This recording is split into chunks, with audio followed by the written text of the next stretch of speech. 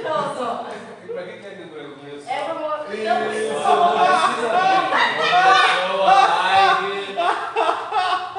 Agora esse aí vai atrás do coisa ali. Nossa, Marcos, isso é uma coisa muito complicada pro meu bolso. Isso. Agora você tem que ir lá e apertar o botão 7 do 7, que é o do microfone do pastor, aumenta o volume. Força. É difícil, cara. É fácil a vida do crente. É difícil ouvir O dele. botão pastor. Aperta esse botão. Tudo bem. Certo. Ai. Também que a gente se diverte. Pronto? Alô, som. Alô. Chapéu. Alô, som.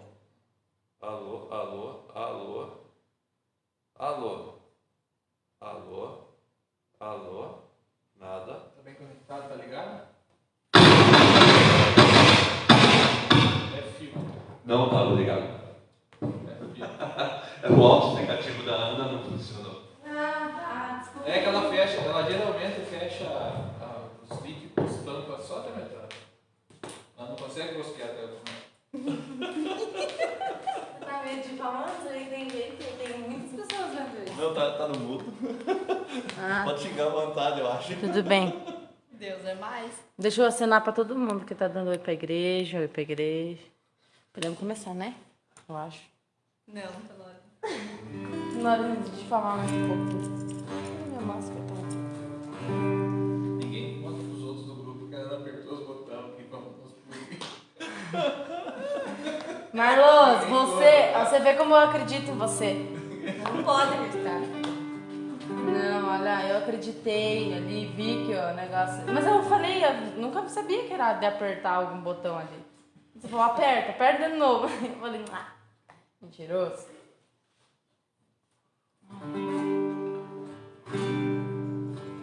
Não, tudo bem, moça. Meu galardão no céu é grande. Meu galardão não estava grande. É enorme.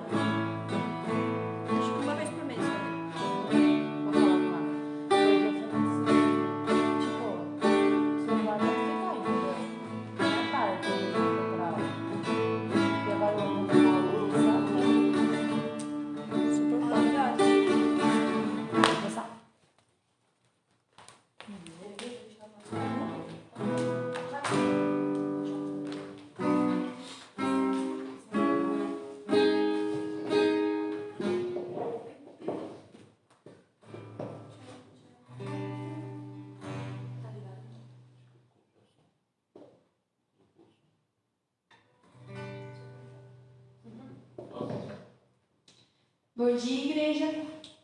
Então vamos fazer uma oração para a gente começar o nosso culto. Querido Deus eterno Pai, muito obrigada por mais um dia na tua presença, Senhor. Obrigada, Deus, pelos nossos irmãos e irmãs que estão cada um na sua casa, nós aqui na igreja, Pai. Mas nós sabemos que somos todos corpo do Senhor, independentemente de onde a gente esteja, Pai. Que o Senhor esteja aquecendo o nosso coração, Deus, trazendo à nossa memória as tuas promessas, Deus, a tua graça, Pai. E venha nos alegrar mesmo em tempos difíceis, Pai. É isso que eu te peço em nome de Jesus. Amém.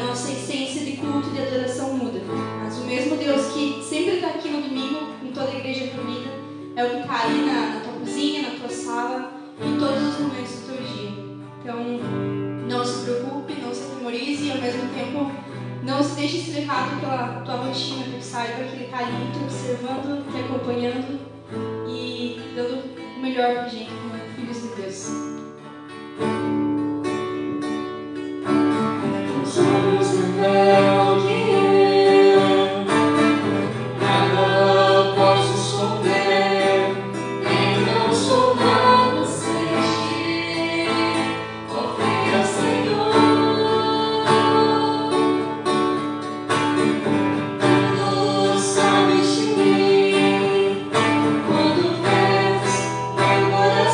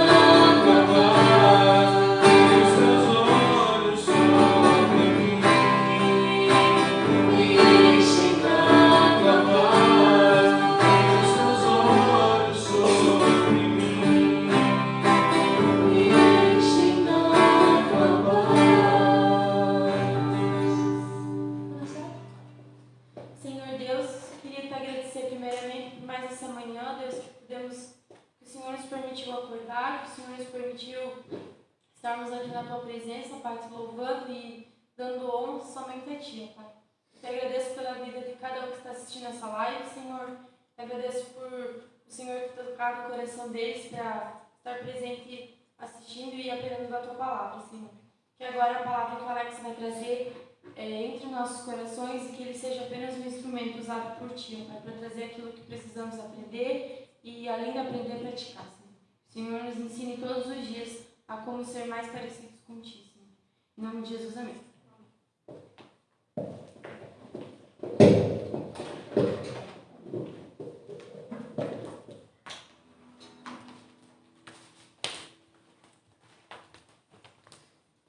Bom dia a toda a igreja que está em casa, aos nossos amigos e família que assistem essa live. A gente sempre fala, né, que não é o ideal, não é o desejável, mas é o que é o necessário nesse período de pandemia. Nós estamos fazendo aqui ao vivo com um grupo pequeno aqui de trabalho, para que possamos ter um pouco mais da segurança, um pouco mais da consciência, e que a igreja também contribui nesse papel. Muitas vezes a mídia, como nós vimos essa semana, o ex-presidente criticar as igrejas que se reuniram para louvar o Senhor. A igreja sempre teve consciência, principalmente a igreja presbiteriana, de estar fazendo a sua parte, desde oração, desde pregação, desde atendimento às pessoas que precisam, também do isolamento, distanciamento, quando é necessário. A igreja, ela tem a consciência e a direção do Santo Espírito para fazer aquilo que Deus manda fazer. Mas nesse momento que nós temos passado, a igreja também tem a prática de orar pelas pessoas que estão acamadas com esse Covid, famílias enlutadas, famílias que perderam pessoas queridas.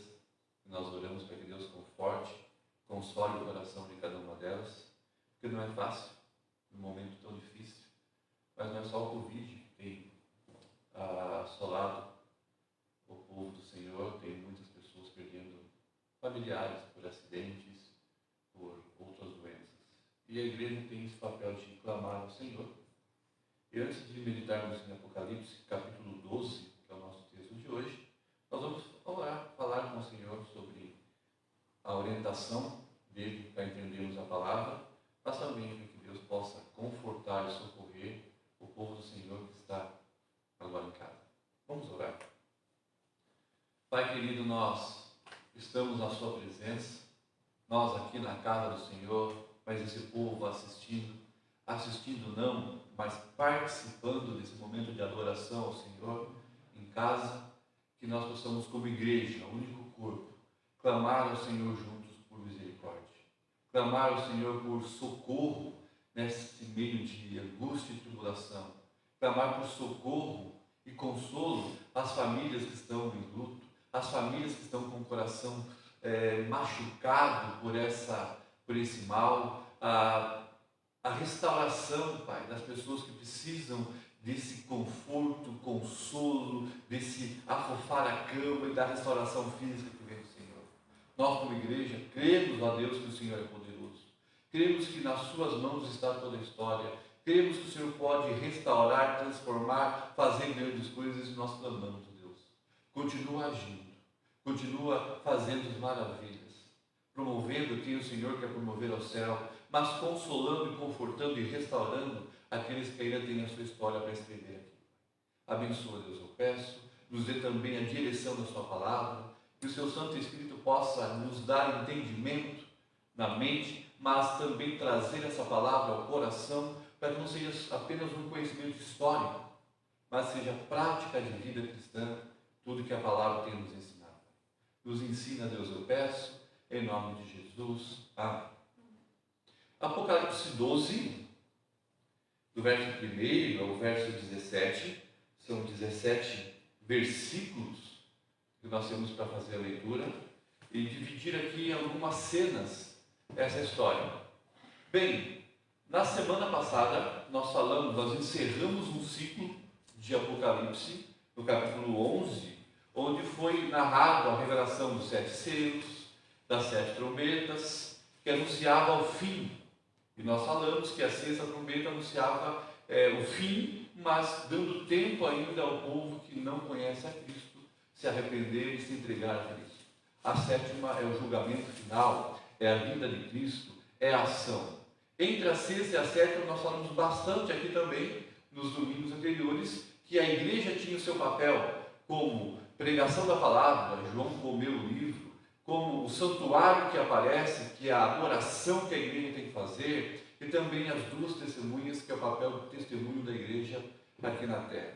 E tudo isso como interlúdio, para anunciar a 7ª trombeta, ou seja, a 2ª vinda do Senhor, onde a igreja se encontra no céu com a glória do Senhor para morar, o julgamento final, o inferno e tudo mais.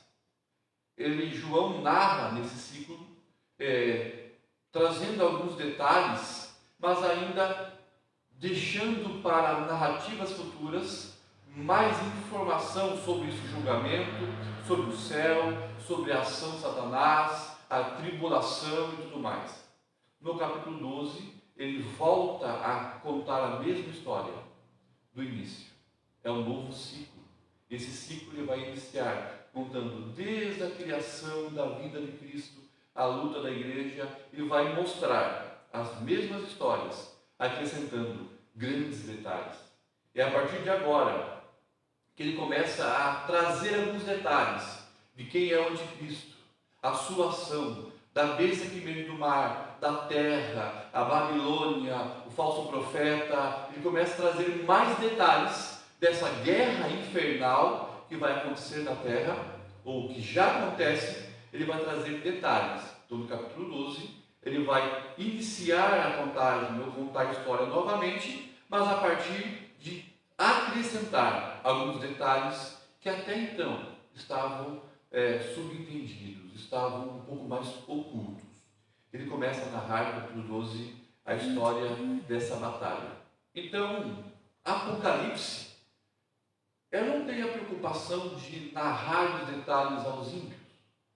Apocalipse tem a intenção, e essa é a revelação de Deus a João, escrever para a sua igreja que estava perseguida, dizendo de que haverá uma guerra.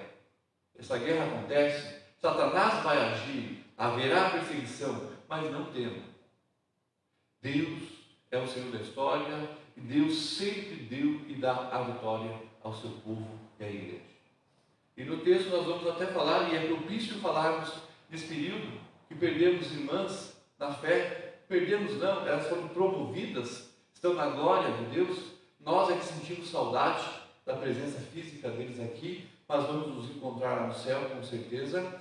Mas aqui o texto vai falar assim, que Deus não livra a gente da morte, mas Ele nos livra na morte. Deus não socorre evitando a morte, mas no meio da situação de morte, Ele está com a gente. Ele está nos socorrendo, Ele está cuidando. E a morte não é a destruição nossa, e sim de Satanás. Porque a morte é a promoção nossa para a glória de Deus. Quando o crente, aquele selado, ele é chamado por Deus e passa pela morte e se encontra com Cristo no céu, cada vez mais isso enfurece Satanás. Porque é uma alma que Deus tirou do inferno, vencendo a morte, vencendo o julgamento e promovendo ao céu. A morte de um cristão é a vitória da igreja, porque é mais um lá no céu, mais um lá no time de Deus. É a derrota de Satanás. Mas vamos ver isso no texto. Vamos fazer a leitura? O verso 1 diz assim: viu-se grande sinal no céu, a saber, uma mulher vestida de sol, com a lua debaixo dos pés e uma coroa de 12 estrelas na cabeça, que, achando-se grávida, grita com as dores do parto, sofrendo tormento para dar à luz. Viu-se também outro sinal no céu, e eis um dragão grande, vermelho, com 7 cabeças, 10 chifres, e nas cabeças 7 diademas. A sua cauda arrastava a terça parte das estrelas do céu, as quais lançou para a terra. E o dragão se deteve em frente da mulher que estava para dar à luz, a fim de lhe devorar o filho quando nascesse. Nasceu-lhe, pois, um filho varão, que há de reger todas as nações com cetro de ferro. E o seu filho foi arrebatado para Deus até o seu trono. A mulher, porém, fugiu para o deserto, onde lhe havia Deus preparado lugar para que nele a sustentem durante 1260 dias. Houve peleja no céu. Miguel e os seus anjos pelejaram contra o dragão. Também pelejaram o dragão e seus anjos. Todavia, não prevaleceram, nem mais se achou no céu um lugar deles. E foi expulso o grande dragão, a antiga serpente, que se chama Diabo e Satanás, o sedutor desse mundo. Sim, foi atirado para a terra, e com ele os seus anjos. Então ouvi grande voz do céu proclamando: agora veio a salvação, o poder, o reino do nosso Deus e a autoridade do seu Cristo. Pois foi expulso o acusador dos nossos irmãos, o mesmo que os acusa de dia e de noite, diante do nosso Deus. Eles, pois, os venceram por causa do sangue do Cordeiro, e por causa da palavra do testemunho que deram, e mesmo em face da morte, não amaram a própria vida. Por isso, festejai aos céus, e vós, os que neles habitais, ai da terra e do mar, pois o diabo desceu até vós, cheio de grande cólera, sabendo que pouco tempo lhe resta. Quando, pois, o dragão se viu atirado para a terra, perseguiu a mulher, que dera à luz o filho varão. E foram dadas à mulher as duas asas da grande águia, para que voasse até o deserto, ao seu lugar, aí onde é sustentada durante um tempo, tempos de metade de um tempo, fora da vista da serpente. Então, a serpente arrojou-se da sua boca, atrás da mulher, água como um rio, a fim de fazer com que ela fosse arrebatada pelo rio. A terra, porém, socorreu a mulher, e a terra abriu a boca e o engoliu o rio que o dragão tinha arrojado de sua boca. Irou-se o dragão contra a mulher, e foi pelejar com os restantes da sua descendência, os que guardam os mandamentos de Deus e têm o testemunho de Jesus, e se pôs em pé sobre a areia do mar. Bem, João traz aqui mais algumas figuras, né, que se você for fechar os olhos e parar para pensar, né, muitos vão conseguir imaginar um pouco dessa cena com base em filmes, desenhos, mitologias, que nós temos as figuras para tentar imaginar. Mas aqui nós temos algumas cenas que João, ao comunicar à igreja compreendia. Ele sempre destaca aqui que no período que foi escrito, essa figura de linguagem que João usa, né, de alegorias, de imagens, para trazer um sentido real, ela fazia um sentido, porque a igreja conhecia muito bem a palavra do Antigo Testamento, os livros de Moisés, as profecias, a relação com o povo judeu, toda essa questão estava muito claro, muito fácil de entender para um judeu.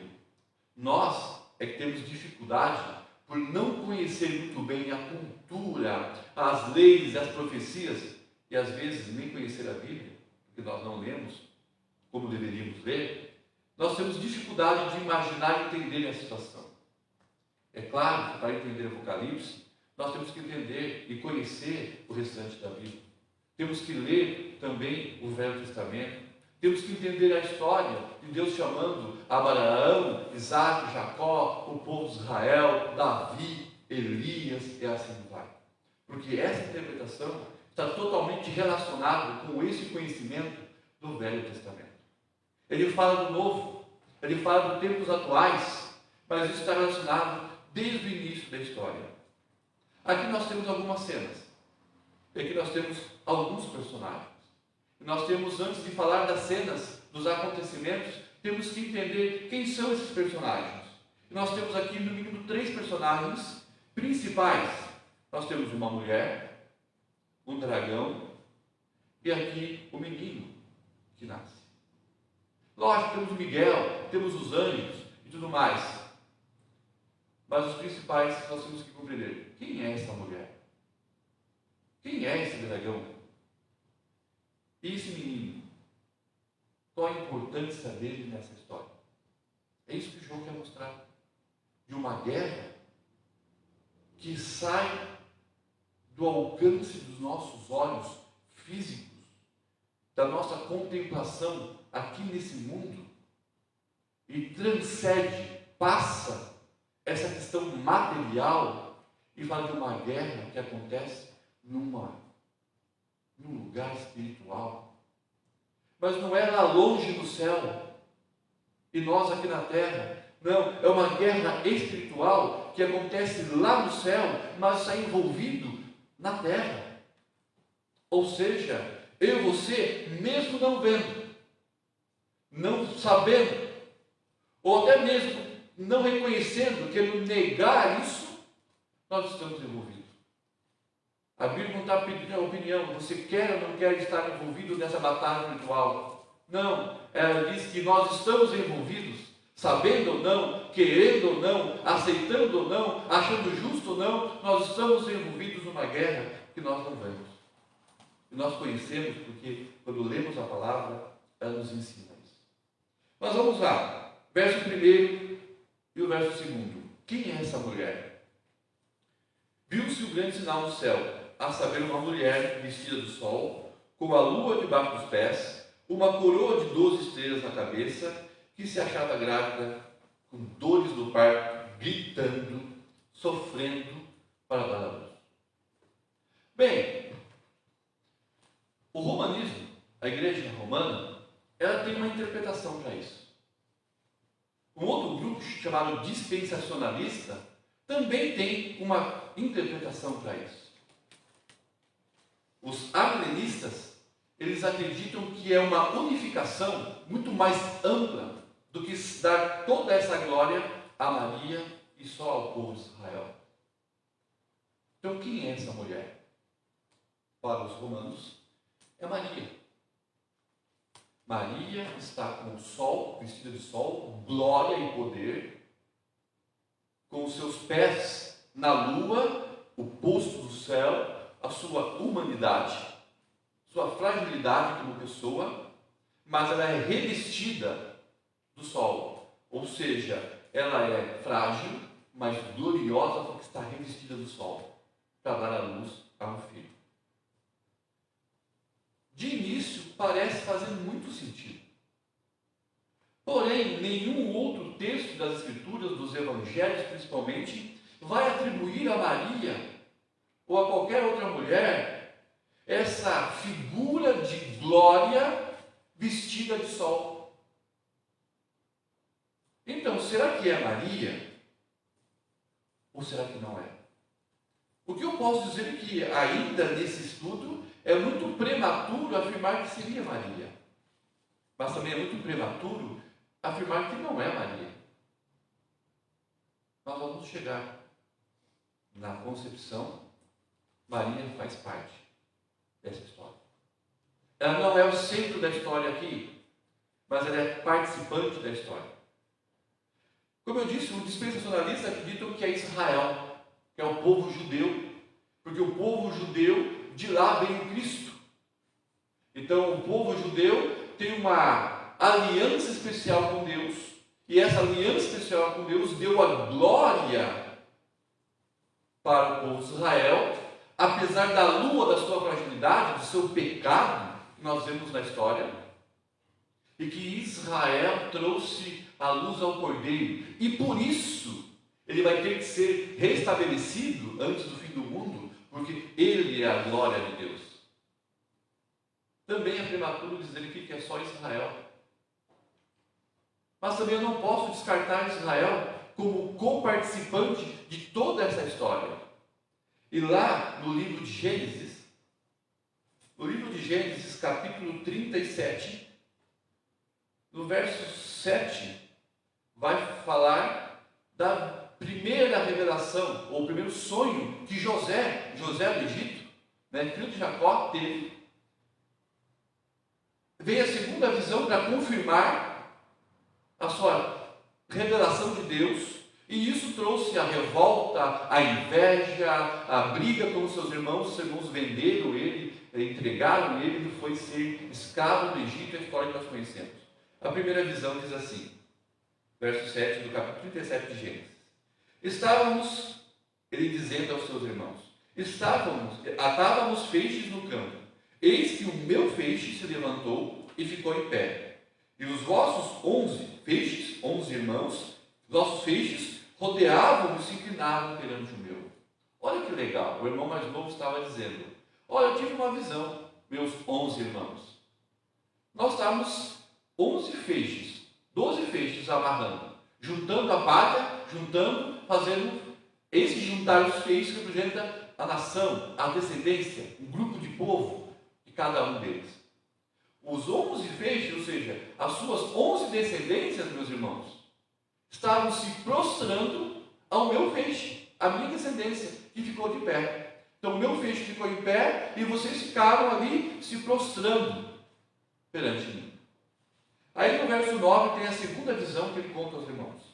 Teve outro sonho e referiu a seus irmãos, dizendo: sonhei também que o sol, a lua e 11 estrelas se inclinavam perante mim. Ele está dizendo que o sol, a lua e as 11 estrelas, mais a minha José 12, né? E as 11 se inclinavam perante mim. Olha só que não tem tudo a ver com a revelação dessa mulher, que estava vestida de sol e com a luz debaixo dos seus pés e com 12 estrelas ou diademas de sua cabeça. Então isso tem a ver que o povo de Israel tem a ver com toda essa questão da mulher. Então, podemos dizer que Israel é essa mulher somente? Não. Maria é essa mulher gloriosa? Não.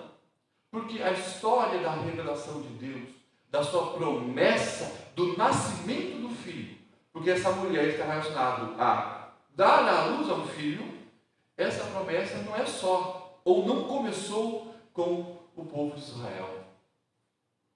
A promessa do Salvador, ela é muito antes de surgir Israel como nação. Aonde começou? Gênesis 3, versos 15, 16 e 17. A gente chama isso de próprio Evangelho. Quando o homem e a mulher, Adão e Eva, haviam desobedecido a Deus, haviam pecado contra Deus, havia rejeitado a orientação de Deus, e no seu coração, com soberba, comeram do fruto proibido, eles foram expulsos. A Bíblia fala bem claro que Deus colocou lá querubim, um anjo, para guardar aquele local onde tinha acesso à presença de Deus e à vida com Deus. Foi fechado, foi guardado. O homem e a mulher não tinham mais acesso. Ele ficou separado de Deus. E todos nós que nascemos de Adão longe do paraíso. Nascemos longe de Deus, afastados de Deus, por isso precisamos de Cristo. Essa é a pregação do Evangelho. Mas quem pregou para o próprio Adão e a própria mulher foi o próprio Deus.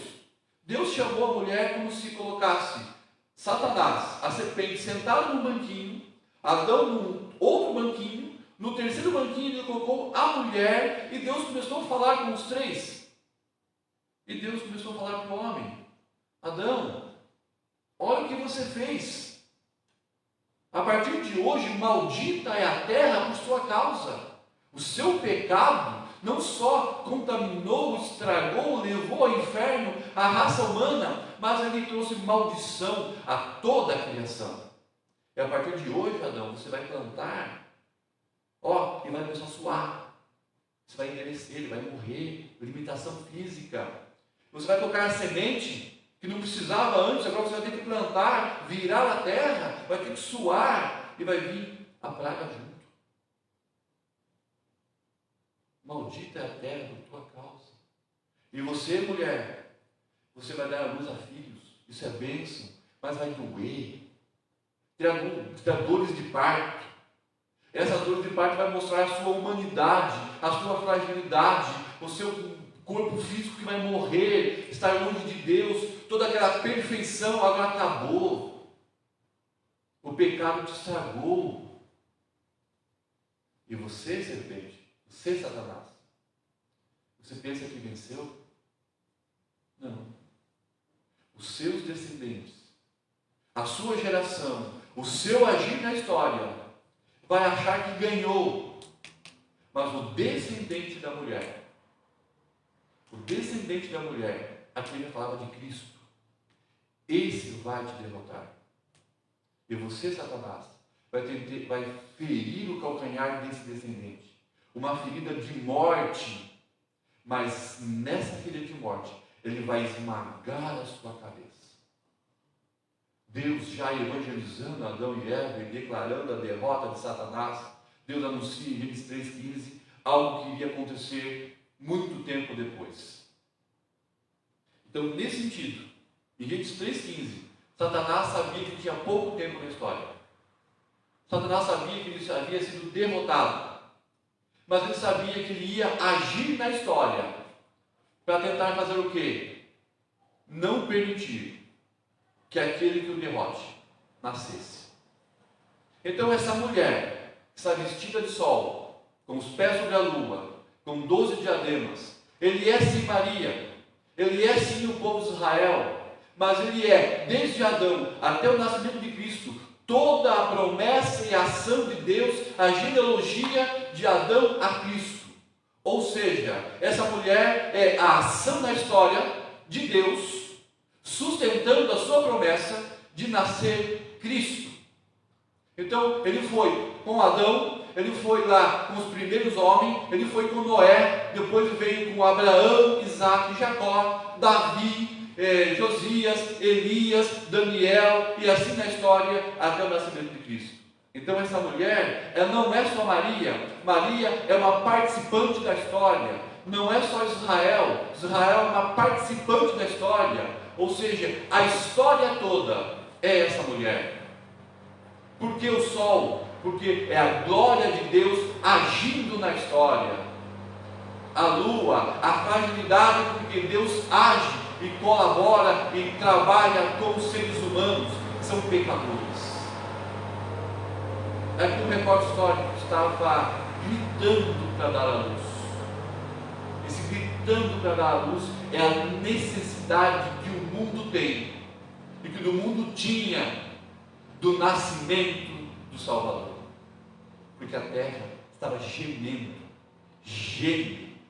por uma restauração, sofre por uma restauração plena e total.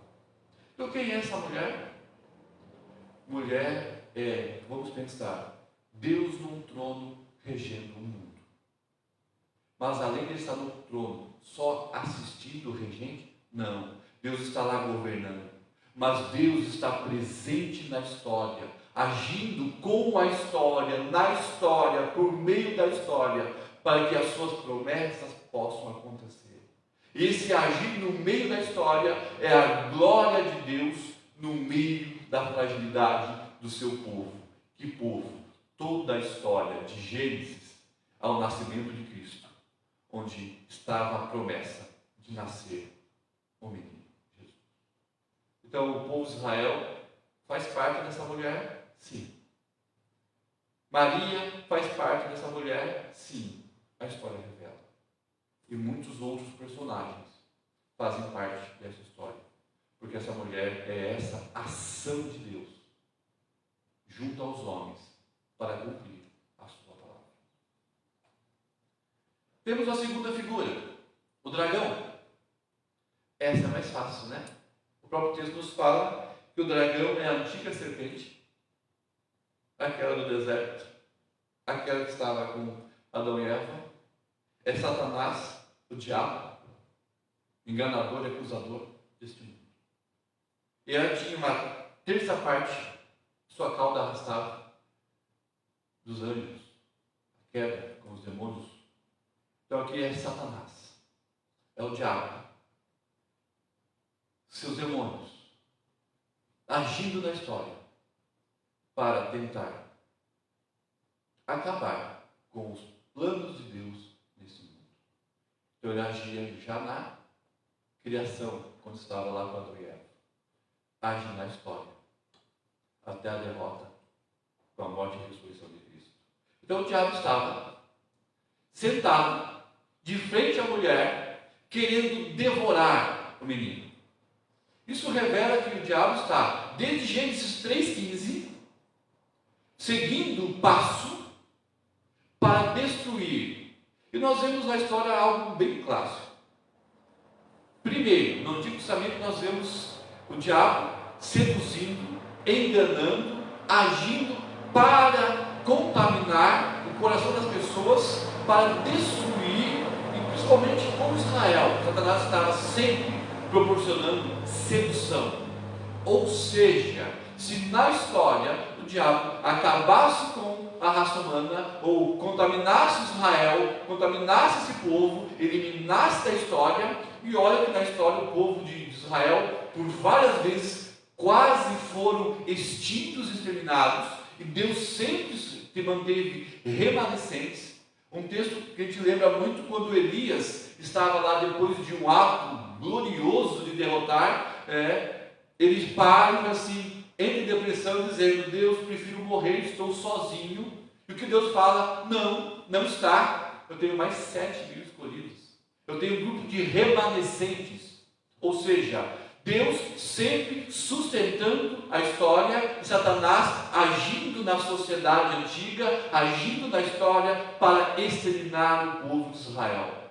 Porque se ele exterminasse, acabasse com o povo de Israel, seja na Babilônia, seja no Egito, seja no deserto, ele ia barrar o nascimento de Cristo.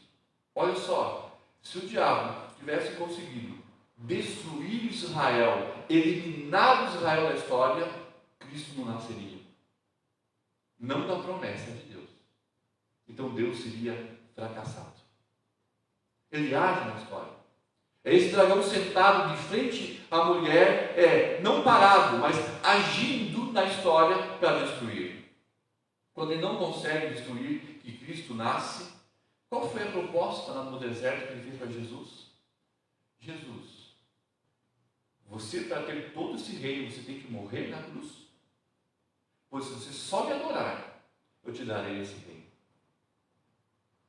Se ele não conseguiu tirar Jesus do nascimento, da história, agora ele tenta seduzir o próprio Jesus para tirar Jesus da cruz. Porque a promessa de que a ferida mortal, a cruz, é que esmagaria Satanás.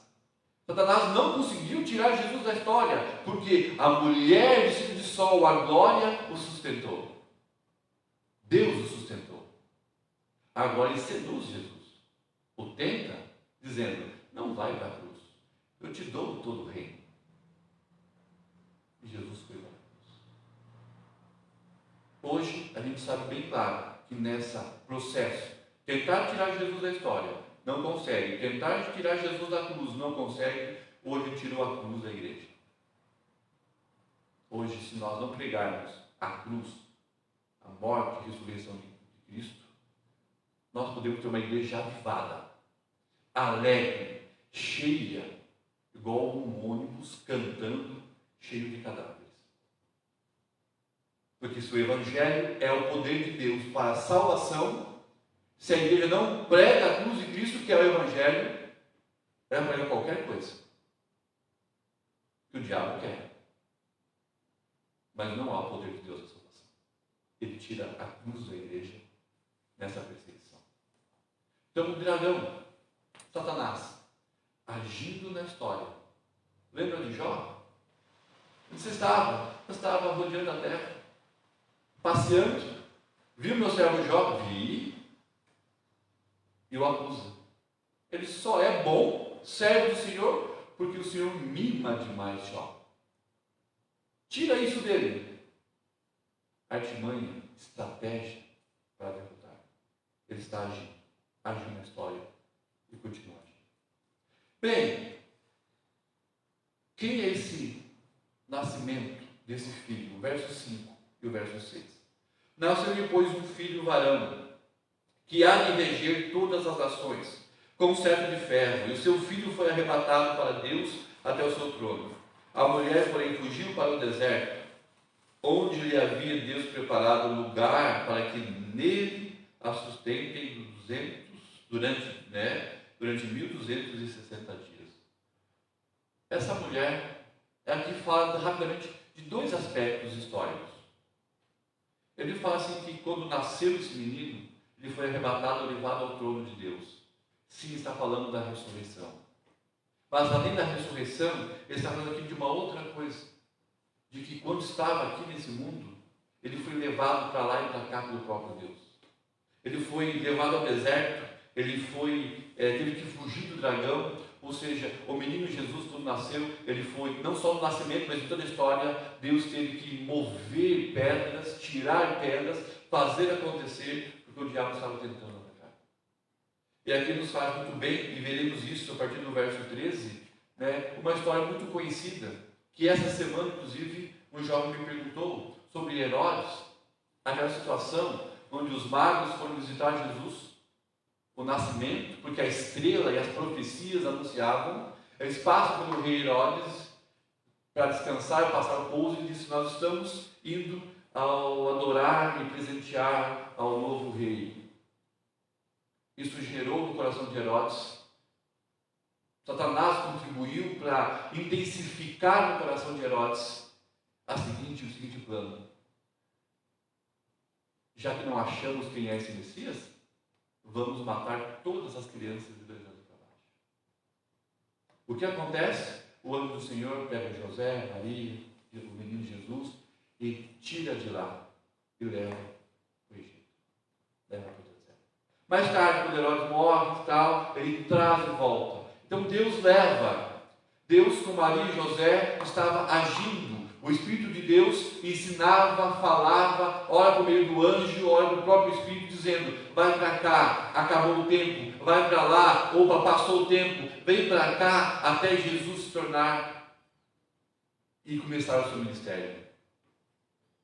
Fala assim de que o menino nasceu e é Jesus. É o mesmo prometido a Adão e Eva, Gênesis 3,15. É o mesmo prometido a Davi, que do reino de Davi, a sua geração, o seu filho será um trono eterno. É o mesmo prometido a José, que a sua descendência será eterna. É o mesmo Jesus de Isaías prometido, de Jeremias, que Daniel fala, que esse menino vos nasceu, esse será o seu reino, será de paz, será o conselheiro Deus forte, ele será esse trono da paz. Mas o texto está dizendo assim, de que nessa batalha, na história da promessa da vida de Cristo, Satanás estava agindo e Deus teve que, no nascimento, Deus teve que agir. Isso é muito fantástico, em saber que Deus não está assistindo a história, como muitos dizem. Se Deus existe, ele está sentado rindo do que acontece aqui na terra. Não, Deus está agindo. E na história ele agiu para cumprir-se a sua palavra do nascimento de Cristo. Isso nos conforta porque a palavra de Deus diz que Deus tem promessas para nossas vidas. E uma delas é o céu. E Deus age movendo pedras para que a promessa do céu em Cristo Jesus aconteça na sua vida. Então qual é a nossa segurança, amados? Eu aceitei Jesus no meu coração e agora eu vou para o céu porque Cristo na cruz perdoa todos os meus pecados. Mas quem disse isso? Deus disse isso. Mas que garantia eu tenho que isso vai acontecer? Deus é a garantia. Porque é Ele que age na história para que, se Ele prometeu, Ele faz acontecer. Talvez se eu prometer, ou a igreja prometer, talvez não aconteça. Porque nós somos limitados. Mas Deus age na história. E a partir do verso 7. Do verso 7 ao verso 12 diz assim: houve peleja no céu. Miguel e os seus anjos pelejaram contra o dragão. E o dragão também pelejou com seus anjos contra Miguel. Mas, verso 8, mas o dragão, seus anjos, não prevaleceram. Nem mais achou no céu lugar deles. e foi expulso o grande dragão, a antiga serpente, que se chama Diabo e Satanás, o sedutor deste mundo. Sim, foi atirado para a terra e com eles os anjos. Com eles os anjos. Até aqui parece que nós estamos falando daquela queda que ele foi jogado, que do céu ao abismo, à terra, e lá em Gênesis ele aparece e conversa com Adão.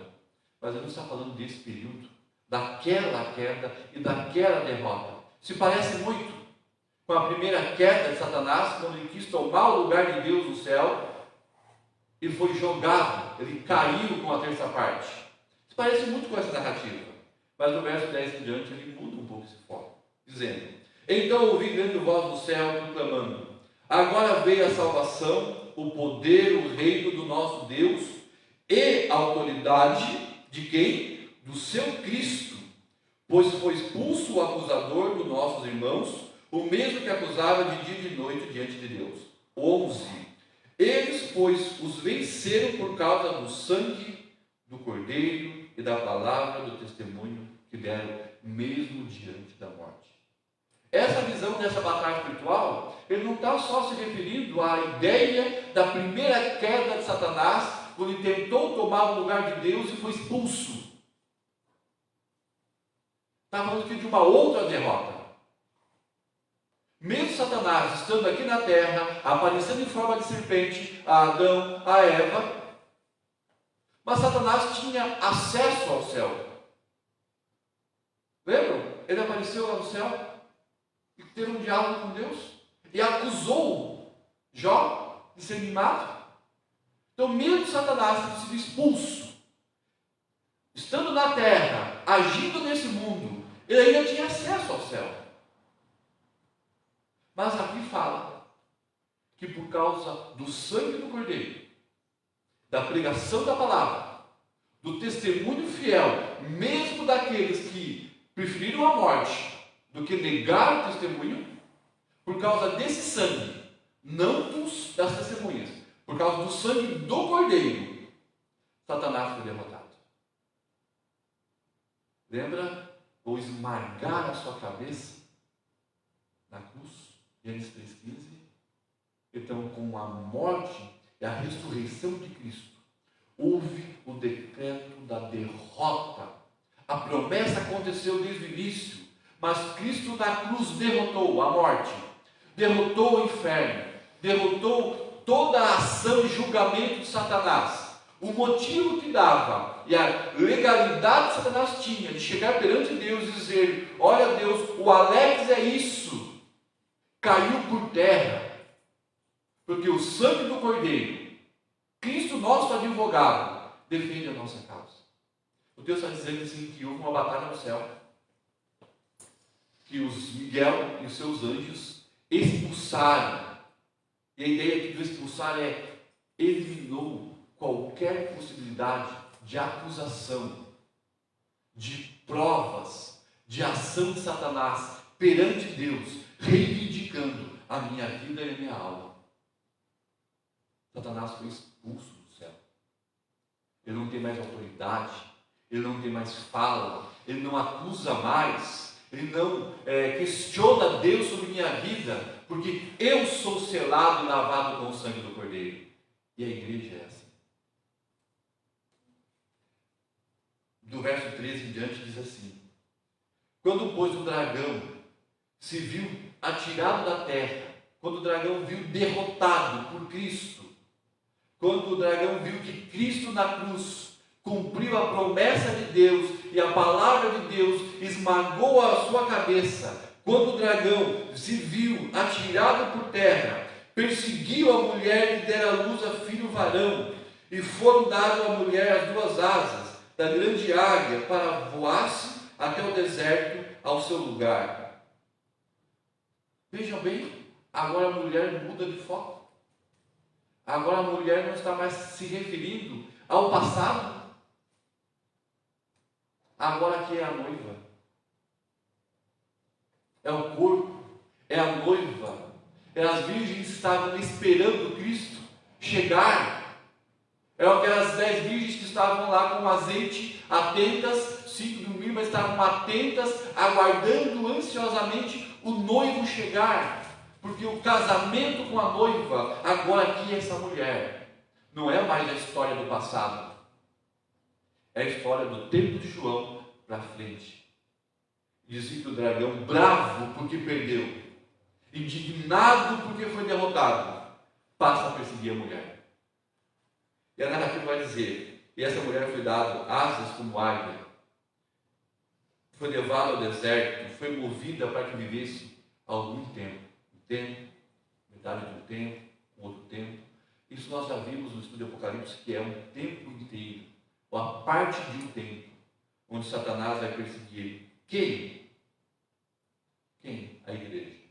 Verso 15. Então a serpente arrojou sua boca atrás da mulher, como água do rio, para que esse rio devorasse, que acabasse com a mulher, que arrebatasse ela da história. A terra, porém, socorreu a mulher. A terra, Deus agindo na terra, socorreu a mulher. Esse rio não conseguiu mais atacar, destruir. Verso 17. Irou-se o dragão contra a mulher e foi pelejar com os restantes da sua descendência, os que guardam o mandamento de Deus e têm o testemunho de Jesus, e se pôs em pé sobre a areia do mar. Agora essa mulher está falando de que na história Deus agiu até Cristo chegar. Cristo implanta o seu reino, até a sua segunda vinda. A implantação do reino é os milênios, 1000 anos, um tempo e meio, ou 7 anos, 70 semanas, assim vai. Quando Cristo implanta o seu reino, com a sua morte e ressurreição, a serpente, o dragão, fica indignado, fica bravo e passa a perseguir quem? A mulher, não só a mulher, mas o descendente da mulher, a noiva, a igreja. E o texto vai terminar no capítulo 12 dizendo que o diabo está, o dragão, mesmo derrotado, ele ainda lança ações contra a descendência da mulher, que é a igreja vivente. E no capítulo 13 em diante, ele começa a narrar como será essa ação do dragão contra a igreja. Ele vai dizer, no capítulo 13, verso 1, da besta que vai emergir do mar. Agora vem a narrativa da besta do mar, a besta da terra, o anticristo, a grande Babilônia, a meretriz, que são as ações de Satanás, hoje, agindo na história. Então eu tenho uma notícia triste para dar para a igreja. O diabo está agindo contra a igreja. Eu já falei de uma das maneiras que ele age, é tirar a pregação do Evangelho, a pregação cristocêntrica da igreja. Se tirou o poder da salvação, a igreja perde seu sentido. E ela investe. E diz assim que na história ela vai investir. Como nós já vimos na 7ª trombeta, ela vai investir de uma grande força. Do mesmo modo que tentou acabar com a nação de Israel na história, ela quer acabar com a igreja na história. E para acabar com a igreja na história, nós vamos ver no verso do capítulo 13, 14, e assim vai, ela vai trazer ideologias, vai trazer sofismos, vai trazer práticas, vai trazer ações de perseguição dura, sim, mas ideologias que vão sorrateiramente invadindo a igreja e tirando a configuração de glória da igreja. Vai colocar uma igreja mais com o homem no centro, com o poder humano no centro, com a estética humana no centro e sem a glória de Deus e a ação de Deus. Ela quer acabar com a igreja. Mas não fique triste. Do mesmo modo que o sol, que é a glória de Deus, agiu na história para garantir a Cristo, a revelação de Apocalipse, no capítulo 1, quando nós iniciamos esse estudo, diz que o cordeiro, não mais o cordeiro sofredor, mas aquele da glória, do trono, do poder, soberania. Ele tem o livro na mão, mas também ele tem as 7 estrelas, que são os anjos da igreja. E ele sustenta as igrejas com sua mão poderosa. A igreja vai ser sustentada até o fim. Até quando a igreja cumprir o seu papel. Então não precisamos ficar desesperados. Atentos com a volta de Cristo. Porque Cristo, ele é a garantia da nossa vitória. Cristo é a garantia, porque ele venceu a morte. Ele venceu o inferno. Ele derrotou a Satanás. A justiça do mundo inteiro caiu sobre ele. O pastor Maurício usa uma frase que eu acho interessante. Na cruz, Cristo foi o para-raio da raça humana. Sobre ele foi toda a condenação da lei, toda a justificativa do diabo, toda a acusação mentira de Satanás, todo o pecado humano estava em Cristo. E quando ele ressuscitou, ele venceu tudo isso. Ele nos chama para co-herdeiro com ele no reino dos céus, aqui na terra, participarmos como igreja desta adoração. A mulher, o dragão, o filho e a igreja atuante hoje. Hoje vivemos o período da igreja. Nós somos a igreja. Nós somos a noiva. Satanás quer nos derrotar. Então, toda vez, amados, que todos os presbíteros, os evangelistas, pastor, na administração do louvor, na escola dominical, os catecúmenos, toda vez que nós repetimos, e parece que às vezes nós pregamos sempre a mesma coisa, salvação em Cristo, a cruz, e falamos no nosso dia a dia, você precisa ler a palavra, você precisa devorar a palavra, você precisa conhecer a palavra, você precisa ler a Bíblia, estudar a Bíblia, você precisa orar, derramar seu coração na presença de Deus, você tem que vir no culto, quando liberar, é claro, você tem que vir na reunião de oração, você tem que jejuar, você tem que vir nos estudos bíblicos, se envolva da comunhão. Nós falamos tanto sobre se encher do Espírito com as coisas do Senhor, simplesmente sabe por quê? Porque há uma guerra. E soldado não preparado é soldado que cai. Você pode não morrer, porque é Deus que o sustenta. Mas às vezes você é um soldado se arrastando no campo de batalha. Às vezes é um soldado que precisa ficar sendo carregado de um lado para o outro, em vez de ser um soldado colaborador nessa guerra, na evangelização, no testemunho, na obra do Senhor. Nos arrastamos porque nós achamos que essa batalha não existe. Achamos que é tudo aqui e agora e pronto. Nos enganamos quando não buscamos a Deus. Nos enganamos quando levamos o cristianismo, a nossa fé de qualquer jeito. Nos enganamos como achamos que tudo que é pregado é apenas um modismo. Existe uma batalha. A igreja vai ser sustentada. Você precisa estar em pé. Sabe como? Lendo, buscando, vivendo a fé cristã. Esse é o papel da igreja. Lembra? Estudo anterior, pregue a palavra, adore a Deus e seja testemunho. Tudo isso é agora nosso papel, enquanto o dragão tenta nos destruir. Mas não vai conseguir, porque a vitória já foi dada em Cristo Jesus. Amém? Vamos orar mais uma vez? Depois nós vamos cantar mais uma música para encerrar. Pai querido, nós vemos aqui no livro de Apocalipse uma informação tão grande da história. Na verdade, toda a história de 2, 3, 4 mil anos sendo contada em um capítulo, em alguns versículos. Mas essa narrativa total da história Revela, Deus, o seu poder. Revela quem o Senhor é. E a sua palavra poderosa. Porque o Senhor, quando fala, faz acontecer.